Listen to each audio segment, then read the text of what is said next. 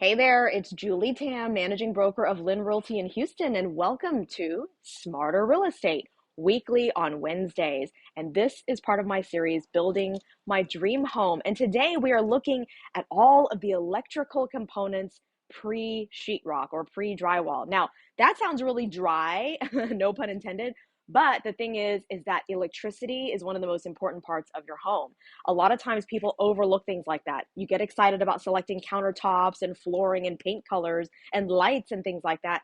But guess what? If you don't have all the right electrical components behind the walls and behind the ceilings, well, then you're not going to have the right lights that you want. You won't have the right places to plug your stuff in. Your light switches will be in inconvenient locations and all sorts of other bad things. So today's video is packed with almost everything that you need to know if you are remodeling or building a new home, whether it's a custom home or it's one of those homes where you go in, the builder's already starting to build a home, but you still have a little bit of a say in things.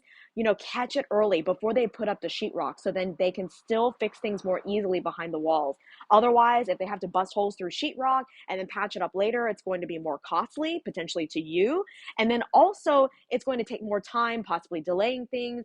And then a lot of times when things are repaired, they're just not 100% perfect anymore. You're going to see just little imperfections that might drive you crazy for a long time. So let's avoid all that by watching this video. And if at the end you appreciated all of the great information, please definitely send me a message, and subscribe so you don't miss an episode on Facebook or YouTube or LinkedIn. Okay, so let's get started. We're talking about outdoors first. This is the front porch of our new home, and you can see that blue box there. That is going to be a future electrical outlet. Don't forget about places where you may not think of putting outlets. You might want to put up some decorations, right? A light up pumpkin for the fall, for example. And so you need to have an outlet right there to have that happen. And if you're going to install, say, a Ring doorbell, you need to have the proper housings for that in the walls. Let's start by going into the study. And this is going to be a set of double doors. And guess what? Something you might not think of is this, okay? When you open those double doors inward like this, one door is going to go like this and just lay across this wall. So if you're not thinking and you put a light switch behind the door, that gets inconvenient because this is what that's going to look like. Okay, I'm coming into my study, opening the door. Oh, now I got to go behind the door and turn on the light and, push the door aside. Now I'm working at my desk and now I'm ready to exit the room, but I've got to go behind the door again to turn the lights off, right? Very inconvenient. So think about that and put the light switch on a wall where it makes sense. The other thing is sometimes you need an outlet that's on the floor. For example, right here. In this case, my husband and I are both going to share the study, so we're going to have two desks. One of them will likely be in the middle, somewhere around here, and the other desk will be in the corner. Now, for the desk that's against the wall, it's easier because typically the electrician is going to think of putting outlets in the wall. They're going to be close to the floor so that you can plug in all of your equipment, computer, and things like that. But then the person in the middle, you're not going to want to string their computer cable all the way from the middle of the room and then across the floor like that, because now it's a trip hazard. And even if you put a rug over it or some sort of, something to cover it up, it just becomes unsightly and inconvenient. Okay. And then stepping on a wire over time is not really good. It starts to chafe the wire and then potentially cause fire hazard, etc. So the best solution is to have an outlet on the floor. And that way, when they lay down the flooring, they're going to have this outlet exposed so that you can plug things in for the desk that's in the center of the room. Now, one thing that's hard to predict sometimes is where exactly your furniture is going to go and also the size of your furniture. And right now, we have desks and things, but we're going to be also buying some new things for this home. And so we sort of just have to estimate and guess that, well, the desk is roughly going to be in the center. There's going to be a chair behind it. If you push the chair out, you don't want to hit the built-in bookshelves and the cabinets that are along this whole back wall here. And so we estimated that this is probably going to be about the right spot that's underneath the desk and sort of hidden a bit from view. The other thing is, for a luxury home like this one, the baseboards going across the bottom, you want your outlets to be in the baseboard. So in a position like this, rather than up here in the drywall where you might typically see it in a home that's not a luxury level home. Okay, other things that you may not think of, built-in shelves being all along this wall, okay, on either side of the window, plus along this wall. Well, we wanted to have strip lighting, strip lighting and LED style lighting across the top shelf to illuminate the decorative items that are on the top shelf to make it look nice. Well, guess what? They actually need a transformer box for that. Now, if you put a transformer box that's probably about this big, give or take, on the shelf, then you'll see it and it's ugly. Now, for a custom cabinet maker, they can actually build a wood housing around it to kind of hide it, but you'll still see a wooden box sitting up there. So thank goodness our electrician got creative and discovered that he could put the transformer box in the closet. So it's going to be tucked away from view. Speaking of closets, you want to remember to put an outlet, at least one outlet in the closet, okay? Because sometimes you might want to charge things like camera equipment or a vacuum cleaner or whatever else that you might have. And so it's never going to hurt to put an extra outlet. You may not use it for a while. You may even actually discover that you never need to use it, right? Depends on kind of your lifestyle and where things are going to be located for convenience. Like, for example, for us, if we're going to be vacuuming up, after our son eats, for example, over in the breakfast room, then we'll want to have a vacuum cleaner stored somewhere on the first floor in one of these closets that's closer to the breakfast. So that way we have it easy to access. And if we're charging the vacuum, then of course we want to have an outlet for that to happen. Okay, here is the formal dining that we are walking through. So what's pretty typical and required to meet code is the number of electrical outlets that you see right now in this room. So you can see all of those blue boxes placed, a few feet away from each other, all around the room in the baseboards. Okay, more blue boxes about the light switches. These are called gang boxes. You want to make sure to check it against your floor plan. And of course, we went in detail in our floor plan to determine exactly where we want our light switches and how many and which side of the room and where it makes sense and all of that. But still, some things we overlooked. It was a very small percentage of things, but once we got into the space, we realized that, there were some light switches that were going to be behind the doors, and so we needed those to be moved out and things like that. So here you have a 2-gang box, which means there's going to be 2 light switches, and this is a 1-gang. And you also want to make sure that the order in which the light switches will be is correct where it makes sense. I will tell you that in our current home, we have a set of a couple of light switches, a couple of sets of light switches. It's like 4 switches total by our front door in the foyer, where even to this day, I've been living there for 10 years.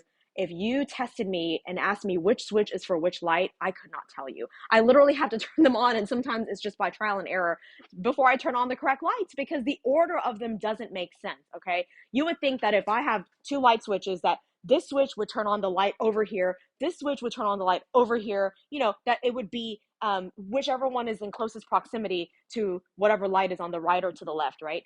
But in this case, it wasn't. It was kind of mixed up, and so it's very confusing. So we made sure in this home that it makes sense. Every time you walk in, that one switch is going to turn on the light that's closest to it, and the other switch is going to turn on the light or the fan, the ceiling fan that's closest to it.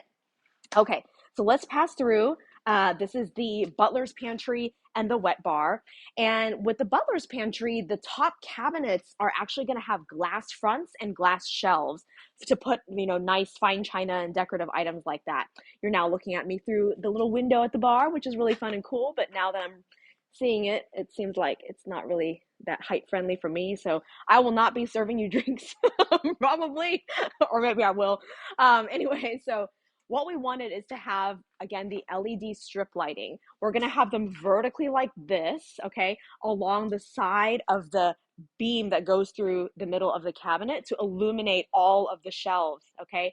And for that, we needed to make sure that it was wired properly in advance because that is a light fixture, even though it's not in the ceiling or something like that. It's in the cabinets, the built-in cabinets, but you still need the right electrical components for that. So you want to make sure your electrician knows about that, okay?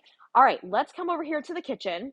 The kitchen is where you've got to have outlets for certain appliances, right? Like the refrigerator, you want to make sure it's in the right place. You want to make sure it's at the right height. That is going to go right behind the fridge, okay?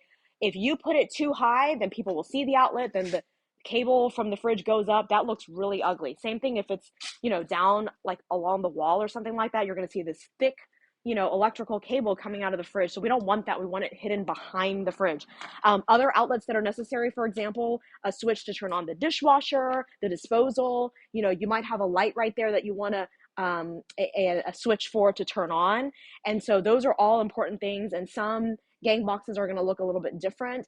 You have to have GFI outlets, which is ground fault interrupter, for wet areas like the bathrooms, the kitchen, and also outdoor kitchen and outdoor spaces, and also inside the garage.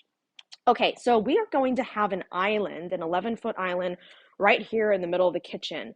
And we're going to have outlets in the island because you know what? You want to be able to have appliances, like small appliances, where you're going to put it on the island and use them. And so you want to be able to plug in. Now, some people will have the plugs on the side panel, okay, like this, on either side of the island, on either end. That's less good looking, if I might say. So what we're going to have is, because the island comes over a little bit, kind of like a bar, so there will be knee space for the bar stools, is they're going to actually tuck the outlets in underneath, so that way it's hidden underneath the countertop. And so for now, all we need is to know that they have the wiring in place for that. We don't actually have the outlets, obviously, because the island is not even here yet. And so here is where you can see, oh, look, it matches my psychedelic tennis shoes that are perfect for construction site because they're worn and old. Anyway, that's where that is. Don't forget or neglect your pantry as well. Again, remember I mentioned a vacuum cleaner. If you have a pantry that's a working pantry that has a countertop, then you'll want to have an outlet or more. Ow, that's really sharp. To plug in those small appliances or a vacuum cleaner in the pantry. Okay. Oh, that really that kind of hurt my calf there. Okay, let's go over here. All right. Here's the living room. It's a big, huge space. All right. Here are some of the challenges that we face in this space that are unique to this space. Okay, so we've been looking at walls and floors. Now we're going to direct our attention up to the ceiling. So you will see these silver housings for canned or recessed lights. You see the round circle in the middle. That's where those lights will go into the ceiling. And, you know, there's also going to be hanging light fixtures in a lot of the rooms. And so in this case, right here, this gray kind of circular disc looking thing is where the ceiling fan is going to be. Now, we think about what's central in the room, right? The ceiling fan on the floor plan was drawn to be in the center of this room. So centered from wall to wall, that wall to roughly about here, which is kind of the hallway basically coming in through the foyer. And then the recessed lights, 8 of them were scattered roughly symmetrically around that ceiling fan in the center so that it would look good, and also that the light would be spaced out properly to properly light the whole space evenly. But then when we came in, the builder supervisor pointed out that, you know what, it's going to look awkward if the ceiling fan is not centered over the fireplace. The fireplace is typically kind of the focal point of the living room. Here's the actual fireplace box. We're going to have gas logs, and you know, you're going to have the space above. We'll build some sort of mantle with some sort of material to be determined, and then probably going to hang a TV, which is typical these days. I'll talk about that in terms of as an artistic element or a design element in a moment. But basically what we realize is we do need the ceiling fan to be centered over the fireplace. And so they moved that, but that meant, okay, what do we do with these recessed lights on the sides? Okay, is it going to be where now they're a little bit off because the ceiling fan is going to be closer to one side versus the other? And so we thought, no, it's not going to look right. We need to actually shift all the recessed lights to, again, center them symmetrically around the ceiling fan. But then what did that leave us? That left us with this kind of hall area along the sliding glass doors without lighting. Because here's the thing is this room is not perfectly symmetrical.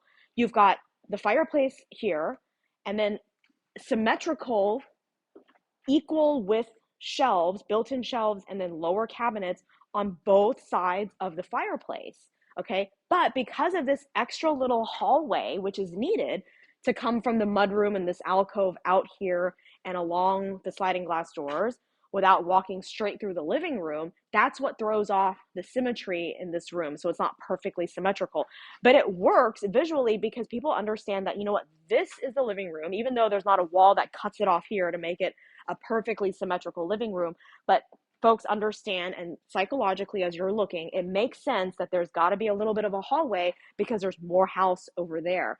And so then we thought, well, do we have enough lighting right here to illuminate this area?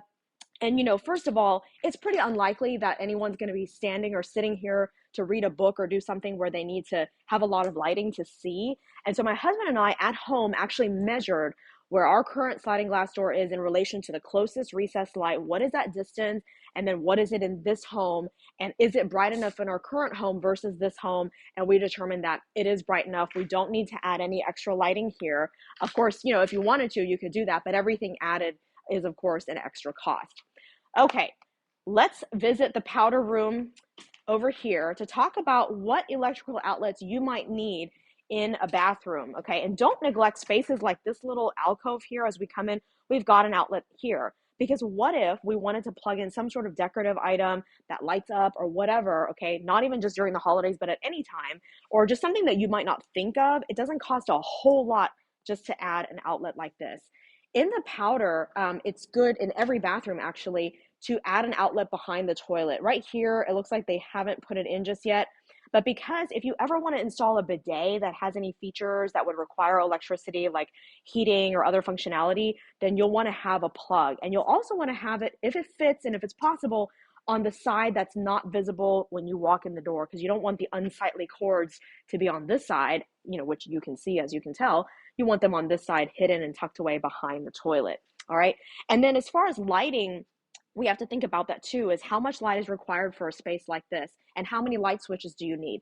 So we were going to have right there in that little blue circle is a hanging light fixture, a chandelier. And then as you can see over the sink, a recessed can light. And that's what we have for here. Now, some people prefer to have either a light bar above the mirror or on top, or on the mirror at the top, or even sconce lights on the sides. I just stuck my arm through a cobweb on the mirror itself. For us, because this is a little bit of a small area, we couldn't fit the sconce lights in that way, so we opted not to do that. I've always wanted to have a pretty chandelier in the powder room, so we've got that. But that by itself, we didn't feel like was bright enough, especially to have enough light focused right on the vanity, which is where our guests or even ourselves, if we're using this bathroom, might want to come in and check themselves in the mirror and be able to see themselves. And so having that light coming right down is a great way to do it. The sconce lighting is good too, or if you have one of those mirrors that has the light around the frame to just light up your face, that's also helpful. Light bar can be good too. It also depends on where the light bulbs are pointing. If the light bulbs are pointing up at the ceiling, then you have kind of that diffuse lighting coming over you, but it's not really direct. If the light bulbs are pointing down, then of course that's going to hit your face more directly. Okay, let's go back and talk about the above the fireplace area before we head upstairs. So we plan to actually put a frame TV above the fireplace. And if you've heard of those or seen those are the types that function as a TV. It's flat panel up against the wall. But when you're not using it as a TV and you turn that function off and you just leave the art function on, it looks like a piece of artwork. So anyone going by would just see that it's like a framed piece of art. And so that's something that we can enjoy having there all the time. It's motion activated. So once you walk in the room, it turns on. So that way you can see that, and it's just going to be there as long as you're in the room and moving around. And then of course, when we want to turn into a TV, we can. So that serves that nice dual purpose, because I'm kind of more traditional in the sense that I like to have a piece of art over the fireplace, but then there's really no good place to put the television in this room to where it can be easily seen by the entire second floor area, wherever you might be, and then also not in some sort of awkward position like in the corner, or taking up shelf space. Like it doesn't even fit on the shelves, because the way we have the floating shelves, it doesn't allow for a large, taller TV to fit there. So that just really wouldn't work. So the frame TV was pretty much our best option for that. Okay, so let's head upstairs. On the way upstairs, I'm going to talk about smoke detectors and CO, carbon monoxide detectors. So in a home, you've got to have smoke detectors inside each bedroom and also in the hallways outside said bedrooms. And then CO detectors are typically just placed outside the bedrooms, not inside the bedrooms. And so you want to make sure that you're checking to see that, I'm trying to see if there's one right here. Where is the smoke detector? Right, where is it? I've lost it. We checked them all. Oh, right there. Okay. Yeah. So just show that. So yeah, we went through the whole house checking to make sure everything was there as it's supposed to be. Okay, let's come into the primary suite. I want to show you a challenge, talk to you about a challenge that we had with some of our light switches in the bathroom. So in the primary or the master bath, when we come in, here is the vanity right here on this side. This is the his vanity, and the hers, mine is across the room there. Now, these light switches, okay, originally they were double gang, like two gang switches. And here's the issue is the mirror is going to be here. And we'll have some sort of frame around the mirror, but we didn't know yet how wide the frame is going to be. Nowadays, you've got these really thin frames. It's the modern style mirror. Whereas, more traditional style, you've got a little bit wider. It could be about an inch or so or a couple inches, depending on the style. And so we haven't settled yet on what style. We haven't gotten to that stage just yet. And so we wanted to make sure there was enough room for that. And then, of course, there's still going to be the mirror. Well, with the two gang, it made it so wide that you wouldn't be able to put the frame on the outside of the light switch. These light switches are going to be on the mirror itself. And so we then had to find something creative, and I'll give my husband credit for this. He actually came up with a way to separate out to where a couple of these switches were moved to other walls closer to where those lights actually are, so it makes sense.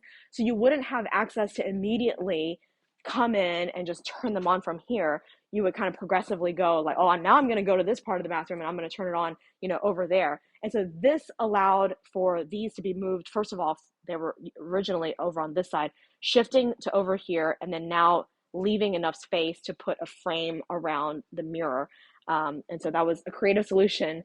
Sometimes you just got to come up with creative solutions for things because, there are space constraints, and you would think for a home this size, about 4,500 square feet, that we wouldn't have any space constraints. But actually, when it comes down to it, when you're trying to achieve different things, there are sometimes space constraints. Okay, here's one thing that I wanted to make sure I had for this home that I don't have in my current home, conveniently close to the shower. When I come out in the wintertime and it's cold, I like to have a towel warmer right here so I can then pick my warm towel up, and even pajamas that I've stuck in there, and just put them on to just warm up right away, because otherwise it's cold when you come out of the shower in the wintertime. And so we wanted to make sure we have an outlet right here to plug in that towel warmer, and so that the outlet isn't like across the room and you're going through the entire bathroom and freezing, to go get to the towel warmer. I will say, some of you guys are wondering, like, it's not freezing in my home when I get out of the shower. Well, I have dry skin, and so we don't keep the heater on at a very high temperature. Typically, it's below 70 degrees, the heater setting on our thermostat. And so it does feel a little chilly when you're coming out. And especially when your bathroom is large, then, of course, all the steam and the warm air escapes more quickly out of the shower. And so you're going to feel, colder when you come out. All right, let's move on to other parts of the home. I think I've covered everything in here that I wanted to cover. You can see up in these high ceilings, where at the middle there is going to be a chandelier where you see that silver circle, the circle disc. So that's for the hanging fixture, and of course all the can lights. Actually, before we leave this room, I wanted to talk about the bed being right here, and then we're gonna have nightstands, okay, one on each side.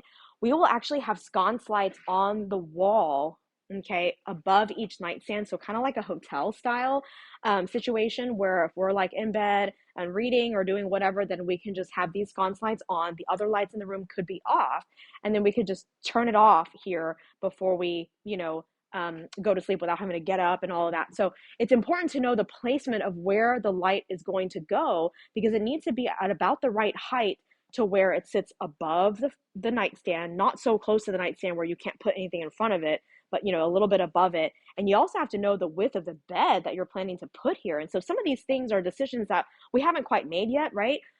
We actually may want to have a king bed instead of the current queen bed that we have, and therefore the nightstand sizes are going to change, because we might have to buy a new set of nightstands to go with that bed. And so these are all considerations. And then of course, where you're going to have the light switches, you don't want to have the switches right there on the wall, because that looks super ugly, having a switch right at each sconce. And so actually I'm totally blanking out. What did we decide? How are we putting the switches? You tell me. One switch on the wall across the room, a master switch. Oh, because we're getting the type of light where there's the switch built into it, like the hotel. Okay, so great. There's going to be a master switch on the wall here, right? One, one of these, and then That way the little subtle one, just like at the hotel, a little, a little rocker style or a little button or whatnot, can be at the actual light itself. Okay, so there's so many things when it comes to electrical that after a while your mind is just kind of like spinning and you forget, what you want to talk about. All right, I'm trying to think if there's anything else we want to talk about in any of these rooms specifically. I don't think we necessarily need to go through the secondary bedrooms and baths, but I do want to end in the laundry room because I want to talk about that. Oh, actually, you know what? We have to go to the AV closet before we go to the laundry room. So let me take you on a tour of every single cable here and what it does. Just kidding. I have no idea. So the thing that's complex nowadays, which I really hate because I miss the old days where you just have a TV and a VCR and you just hook them up, plug them into the wall, and you can watch movies. Now there's like all these different things and all this different equipment. In another video, we will tell you about how we came to make decisions about all the audio-visual stuff, okay? All the low voltage wiring, and all those special features, which my husband really took the lead on because I understand those things from a general perspective, but not to sort of maximize and make it the very best that it can be. But anyway, this is what you're seeing. This is insanity. They've wrapped these, I think, to protect them, from the work that's going on, but eventually it's not going to be wrapped like this. But can you see how thick this is? Like how many different wires and cables are in here? Who the heck is ever going to know what each of these is for? They better label them for me. Otherwise, I'm going to be coming in here and saying, hey, tell me what each thing is. We're going to sit here and label them. Because yeah, and then there's more over here. So it's just insane. But this is the AV closet, okay? Never before have I had a house where there's a specific closet dedicated to this equipment. There's going to be a black rack that's going to be as tall as me with the equipment just stacked up here. And let me tell you, we actually skimped a little bit in this area. We're not going super elaborate, like max, to the max of all the possible equipment that you could have, like some people. We try to do stuff that makes sense. I can't stand all the complications because pretty soon I'm not even going to know how to watch TV. It's just too complicated. So we were trying to make it a little bit less complicated, but still having some nice, smart features and things that are convenient. But frankly, nowadays, I feel like people are getting lazy. They don't even want to get up to turn on the light. So, we're trying to not be that lazy. Like certain things can be convenient, but in certain things, we still need to get up and turn something on. Okay, so yes, one thing to keep in mind about an AV closet is that it gets hot because there's a lot of equipment in here. And so you don't want to overheat that equipment. And so you want to install up there a supply air vent. You can see the air duct, the silver duct there coming through. That's going to help blow air in here. Now, here's the thing though, in the winter time, you want to close off that vent because otherwise the heat is going to blow in here and that's going to heat things up even worse. Okay. And so you could have a exhaust fan in here to help, take that hot air out and just close off the heater. Do not have any air blowing in. So there's a combination of things that you can do. All right. I don't think there's anything specific I need to touch on in the game room that makes it different from other rooms. I just don't want to miss anything to give people some good advice here, but we'll end in the laundry. Again, talking about things that you may not think about that you might need would be, for example, having an outlet on this side where we plan to put an ironing board. You want to be able to plug in an iron, right? If you don't think about that and you're just like, oh, okay, well, there's some outlets, on this side, then, you're going to have to then have the cord stretching across the laundry room just to iron your clothes over here. And that's really inconvenient. And so you just want to think about these things ahead of time. All right. So that is pretty much it. I really hope I didn't leave anything out. I was just trying to pack in as much information as possible in this video. Oh, you know what? That reminds me. I do want to mention this as one final thing. This was a nice little surprise. There's a floor outlet right here. And we got to ask if this was really what was intended because this was actually a surprise today when we showed up. This was not here before. And we were like, you know what? We didn't even notice that this is actually a really wide area. I think on the floor plan, you see it and you're not really thinking about this space being a really usable space. You're just thinking about it being a hallway. But because it juts out and the railing for the stairs is going to be right here, as you see where the wood is right now, we could actually put something here. We could, for Christmas, put a second Christmas tree because we have a large tree, a medium tree, and a little tree. And so the large tree can be downstairs, kind of the main area, like the living room. And you could have a medium tree up here. And then what better place to plug in a tree than to put it right here in a floor outlet? You can hide that, under the tree skirt or behind the tree instead of having to, again, string a cord across and find the nearest outlet, which would be on this wall. I mean, you can't do that. I mean, people aren't going to be able to go through this hallway with a cord going across the floor. So that's not a good idea. So anyway, so little things like that make life really good. It's just a smart thing to do. And this video series is called Smarter Real Estate. So that's what I'm trying to do, is arm you with practical strategies to be a smarter buyer, seller, tenant, or landlord, and take you on my real estate adventures. All right, thank you so much for watching, and I hope you have a great week. I'll see you later. Bye-bye.